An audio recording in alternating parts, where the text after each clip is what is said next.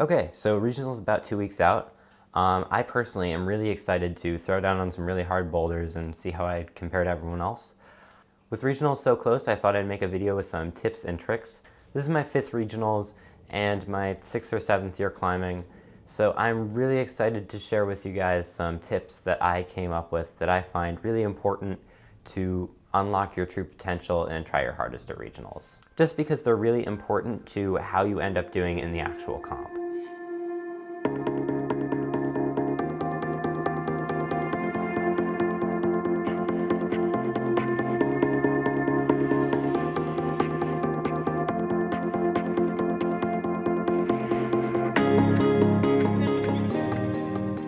First tip is tapering.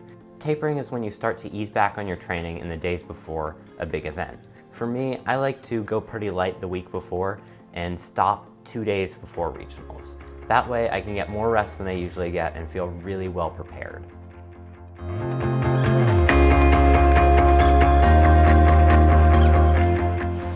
I'm doing a 4 minutes on, 4 minutes off workout, and for the 4 minutes on, I'm like on-sighting, just new climbs, new boulders, and for the 4 minutes off, I just rest, obviously. So. A good tip for the weeks before is, if you haven't been doing this already, start doing the same format that you'll see at regionals when they set new boulders at your gym.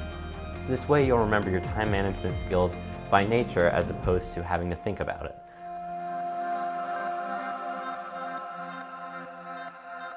A really important tip is to visualize yourself doing well at the comp the days before. So if you just think the entire time about how nervous you are and how you don't think you're going to do well, then you likely will be nervous and won't do well at the comp. You need to start getting yourself in the mindset of you're going to do well and the comp is going to go really well, just so you're really in the mindset that will help you perform your best. If you haven't already, try to find a time to go check out your regionals gym if it's more than a week before regionals. After that, they're probably going to be stripping the gym to set the new boulders.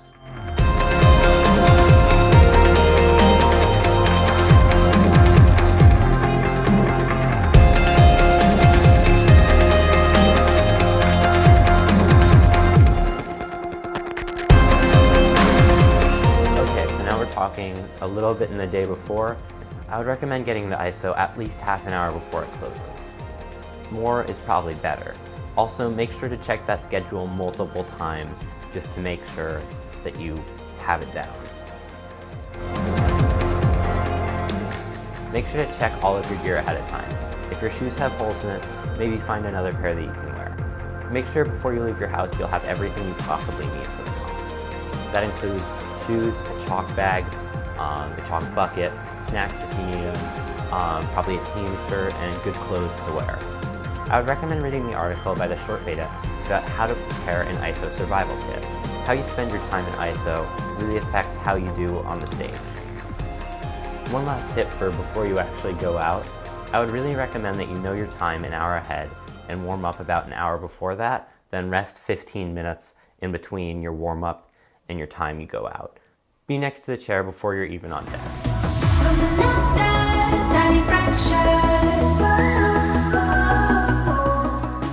Now we're going to get into the tips of what you should actually do on the floor. This has nothing to do with climbing, it's more about sequencing and being ready. So first and foremost, make sure to stand up a minute before your climb. It's not a great idea to go from sitting to climbing, so that 1 minute should help you transition from a rest period to a fully engaged athletic period.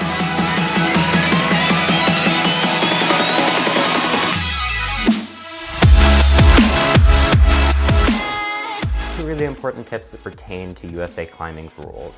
So first, no tick marks. Do not put any chalk marks anywhere on the climb or you will be immediately disqualified. Second, make sure to keep track of your technicals. If you don't know what they are, then just read the USA Climbing Manual so you're prepared if one does come up. Essentially, a technical is things like a spinning hold or a bleeding hand that are out of your control that affect how you climb.